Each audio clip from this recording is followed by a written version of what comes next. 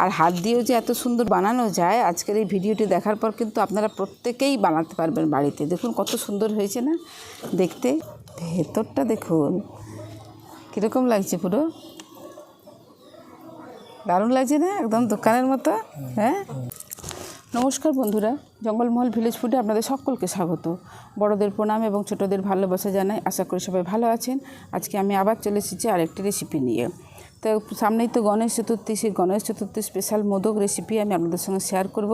তো এই মোদকগুলো আপনাকে অনেক রকমভাবেই তৈরি করেন, কেউ সুজির তৈরি করেন, কেউ বেসনের তৈরি করেন, কিন্তু পারফেক্ট যে মোদক, তার যে স্বাদ, সেটা কিন্তু আসল পাওয়া যায় চাল গুঁড়ির তৈরি করলেই। তো আমি আজকে সেই চাল গুঁড়ি দিয়েই তৈরি করব আপনার স্পেশাল গণেশ চতুর্থীর মোদক। প্লিজ আপনারা প্রথম থেকে শেষ পর্যন্ত ভিডিওটা দেখুন। তো চলুন, প্রথমে আমি উনুনটা ধরিয়ে নিচ্ছি। দেখুন সমস্ত কিছু রেডি করে নিয়েছি, উনুনটা ধরেছি, এবার কড়াটা বসিয়ে দিচ্ছি।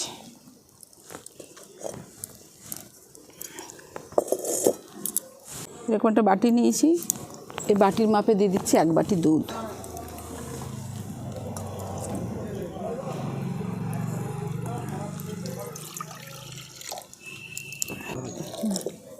দেখুন দুধটা ফুটে গেছে খুব ভালোভাবেই। এরপর আমি এখান থেকে অল্প একটুখানি দুধ এই বাটিটার মধ্যে তুলে নিচ্ছি।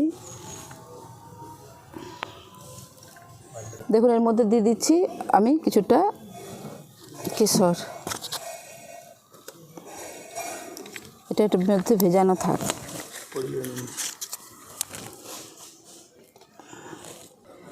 দিয়ে দিচ্ছি অল্প একটুখানি নুন। এখানে নিয়ে নিচ্ছি 1/2 বাটির মতো চিনি, দিয়ে দিচ্ছি 1/2 বাটি চিনি।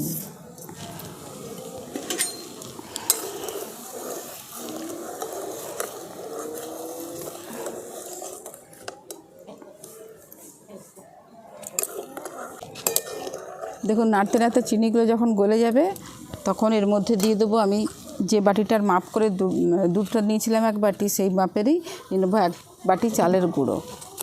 দেখুন দিয়ে দিচ্ছি 1 বাটি আতপ চালের গুঁড়ো। এটা দেওয়ার পর কিন্তু আর থামা চলবে না, মানে ক্রমাগত এটাকে নেড়ে যেতে হবে।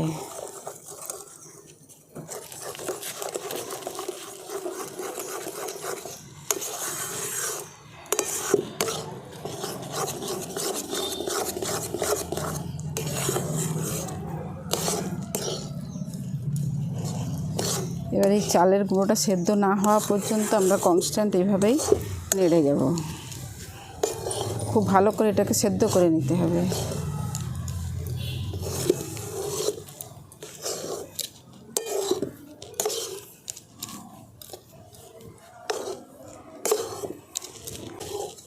দেখুন ডোটা কিছুক্ষণ নাড়াচাড়া করে নিয়েছি।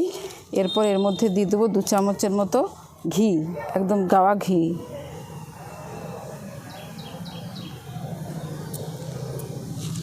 এই 2 চামচ গাওয়া ঘিটা দিয়েও কিন্তু আমি এর সঙ্গে খুব ভালোভাবে মিশিয়ে নিচ্ছি।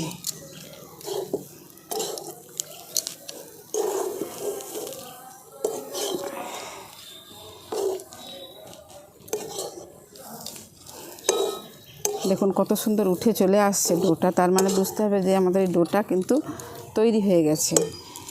স্বাদটা বাড়ানোর জন্য আমি এর মধ্যে দিয়ে দেবো 1 প্যাকেট পাউডার দুধ। অল্প অল্প করে দিয়ে আমি এর সঙ্গে খুব ভালো করে মিশিয়ে নেব। একবারে একসঙ্গে বেশি দিয়ে দিলে কিন্তু ভালো করে মেশানো যাবে না।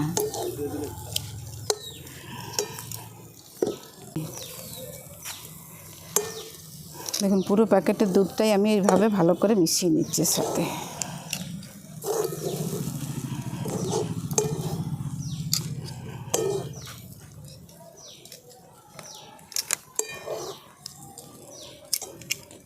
এখন ডোটা অটোমেটিকই কড়া থেকে ছেড়ে আসছে, মানে আমার ডোটা তৈরি হয়ে গেছে। এরপর এটাকে আমি নামিয়ে নিচ্ছি। এবার নামিয়ে একটু ঠান্ডা করে নেব।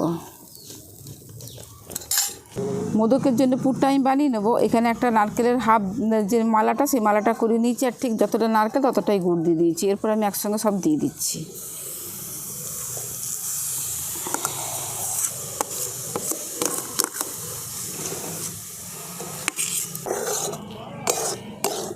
দেখুন গুড়টা গলে গিয়ে কতটা নরম হয়ে গেছে। এটা ঠিক এবারে শুকনো শুকনো হওয়া পর্যন্ত আমাদেরকে এটা ক্রমাগত নেড়ে যেতে হবে।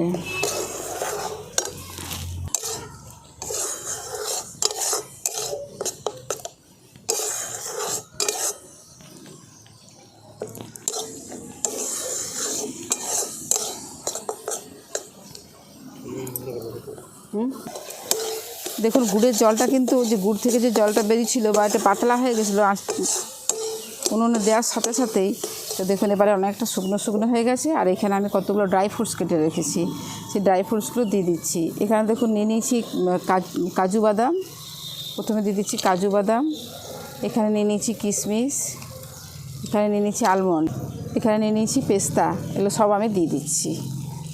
খুব ভালো করে মিশিয়ে নিচ্ছি। আপনাদের কাছে যদি আরও কিছু ড্রাই ফ্রুটস থাকে তো আপনারা দিয়ে দিতে পারেন এর মধ্যে।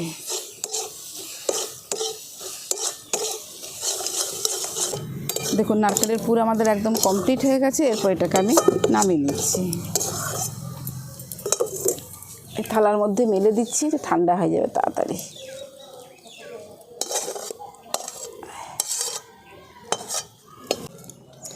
দেখুন চালের গুঁড়োর যে ডোটা তৈরি করেছি, এই ডোটা দেখুন কত সুন্দর ডোটা তৈরি হয়েছে, একটুও কিন্তু হাতে লাগবে না, এমনিতেই এটা হাতে লাগবে না। এই দেখুন দেখুন চালের গুঁড়োর যে ডোটা তৈরি করেছি আমি, এটা হালকা হালকা এখনও গরম আছে, তা আমি জন্য হাত দিয়ে একটুখানি মেখে নিতে হবে। দেখুন কত সুন্দর ডোটা তৈরি হয়েছে। আর এই যে দুধের মধ্যে আমি কেশরটা ভিজিয়ে রেখেছিলাম, ওটা কিন্তু আমি উনুনে আঁচের সময় দিলাম না, আমি এখন অল্প অল্প করে দিয়ে আর আমি এই ডোটার সঙ্গে মেখে নেব। এতে কী হবে, গন্ধটা কিন্তু ভালো থাকে, খুব সুন্দর গন্ধটা থাকে।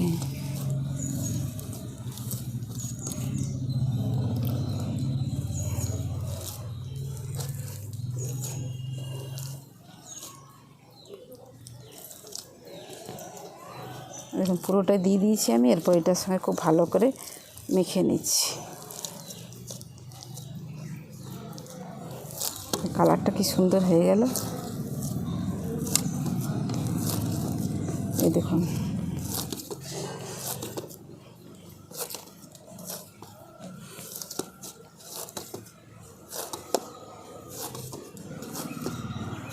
এই দেখুন এই ডোটার সঙ্গে খুব ভালো করে মিশিয়ে নিয়েছি। আর এই দেখুন কালারটা কি সুন্দর লাগছে না দেখতে। দুধে ভেজানো কেশরটা দিয়ে আমি খুব ভালো করে মেখে নিয়েছি। এরপর আমি এই কী বলে মোদকগুলো বানিয়ে নেবো। তা নিয়ে নিচ্ছি হাতে একটুখানি ঘি। হাতে ঘি না দিলেও কিন্তু লাগবে না, তাও আমি অল্প একটুখানি ঘি নিয়ে নিচ্ছি। এরপর দেখুন আমাদের কাছে কিন্তু মোল্ড নেই যে মোদক তৈরি করার, কিন্তু তাও হাতে যে কত সুন্দরভাবে মোদক তৈরি করা যায় সেটাই আমি আপনাদেরকে দেখাবো। আর ডোটা দেখুন একদম কতটা সফট হয়েছে, দেখুন ডোটা। তো এইভাবে প্রথমে গোল করে নেব, নিয়ে একটু বাটির মতো করে নেব। এই দেখুন এরকম বাটির মতো করে নিয়েছি।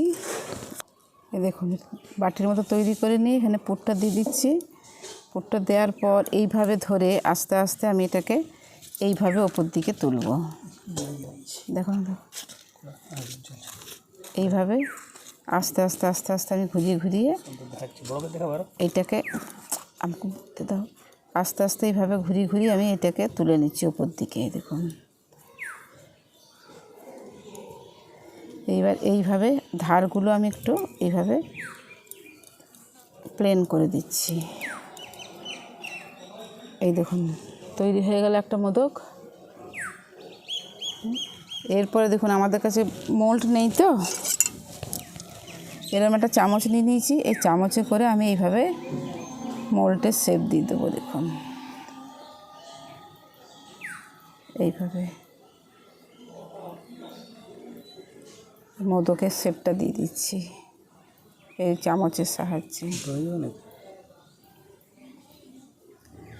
হালকা করে করে দিতে হবে।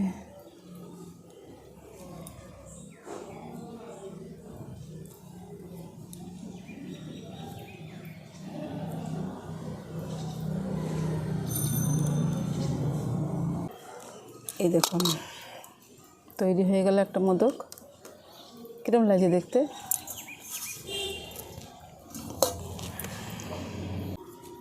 দেখুন আরেকটা আমি করে দেখিয়ে দিচ্ছি। এইভাবে আমি অল্প একটু লেচি করে নিয়ে হাতে নিয়ে এইভাবে গোল শেপ দিয়ে দিচ্ছি। এরপরে এরকম একটা বাটির মতো করে নেব, যেরকম আমরা পুর পিঠে বানাই আর কি, এরকম বাটির মতো করে নিচ্ছি। দেখুন এরপর এখান থেকে একটু পুর নিয়ে পুরটা দিয়ে দিচ্ছি এর ভেতরে। এরপরে এই চারদিক থেকে ধরে আমি এইভাবে তুলে নিচ্ছি ওপর দিকে। মোদকের মোল্ড ছাড়াও দেখুন কত সুন্দর মোদক তৈরি করা যায়।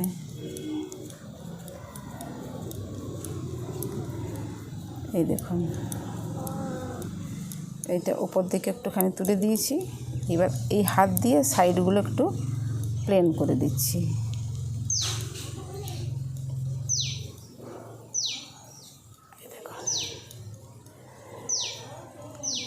হয়েছে। এরপরে এই চামচে করে আবার এইভাবে দাগগুলো দিয়ে দিচ্ছি। মোদকের যে শেপটা আর কি, সেটা আমি চামচে করে হালকা করে করে দিয়ে দিচ্ছি। এই দেখুন কত সুন্দর তৈরি হয়ে গেল আমাদের আর একটা মোদক। তা আমি এইভাবে সমস্ত মোদকগুলোকে তৈরি করে নিচ্ছি। দেখুন সমস্ত মোদকগুলো আমি তৈরি করা হয়ে গেছে, আর কত সুন্দর দেখতে লাগছে দেখুন। এই দেখুন, এবং কোনো রকম মোল্ড বা ছাঁচ ছাড়াই কিন্তু আমি হাতে করে এই মোদকগুলো বানিয়েছি। দেখুন কি সুন্দর দেখতে লাগছে না প্রত্যেকটা মোদক। দেখুন দেখুন, হয়তো এই খাঁজগুলো একটু কম বোঝা যাচ্ছে, কিন্তু দারুণ সুন্দর দেখতে হয়েছে, দারুণ। দেখুন এরপর উনুনটা ধরিয়ে দিয়েছি, উনুনটা ধরিয়ে কড়াটা বসিয়ে দিয়েছি, আর কড়াতে একটা কড়াতে জল দিয়ে দিয়েছি। দেখুন কড়াটা জল দিয়ে দিয়েছি। এরপর একটা এরকম ছিদ্রযুক্ত থালা বসিয়ে দিচ্ছি। হালকা করে উপর থেকে একটু ঘি ব্রাশ করে দিচ্ছি, যাতে এগুলো উঠতে সুবিধা হয় আর কি, তুলতে। দেখুন এই যে মোদকগুলো বানিয়ে রেখেছি, এরপর একটা করে আমি এইভাবে বসিয়ে দেবো।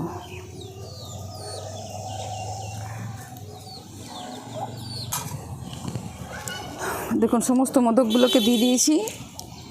এরপর আমি ওপর থেকে এরকম একটা ঢাকনা চাপা দিয়ে দিচ্ছি। দেখুন মিনিট 10 আমি ভালো করে ফুটিয়ে নিয়েছি। এরপর আমি এটাকে নামিয়ে নিচ্ছি। আর দেখেই বুঝতে পারবেন আপনারা, যখন দেখুন এই কালারটা একটু চেঞ্জ হয়ে যাবে, দেখুন পুরো কিন্তু সেদ্ধ হয়ে গেছে। এরপর আমি এগুলোকে নামিয়ে নিচ্ছি। তৈরি হয়ে গেল মোল্ড ছাড়াই মোদকের রেসিপি। আমি কিন্তু বেসন আর সুজি ছাড়াই তৈরি করেছি।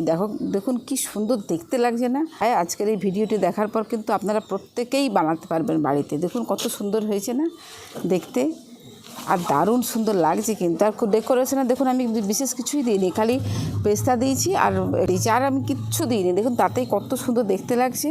এরপর আমি ভেতরটা কেটে আপনাদেরকে দেখাচ্ছি ভেতরটা কীরকম হয়েছে, কতটা সুন্দর হয়েছে। আপনারা খালি একবার দেখুন। দেখুন এইভাবে মাঝ বরাবর কেটে আমি দেখাচ্ছি। দেখুন ভেতরটা দেখুন কীরকম লাগছে, পুরো দারুণ লাগছে না? একদম দোকানের মতো। হ্যাঁ, এই দেখুন, চলুন খাই।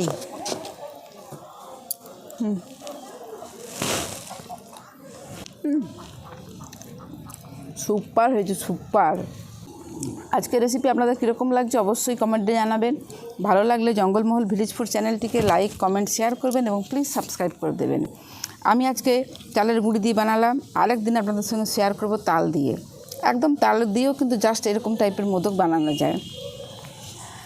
প্রত্যেকেই ভালো থাকবেন, সুস্থ থাকবেন, সাবধানে থাকবেন। আজকের ভিডিওটা আমি এখানে শেষ করছি। আবার আপনাদের সঙ্গে দেখা হবে পরবর্তী আরেকটি ভিডিওতে।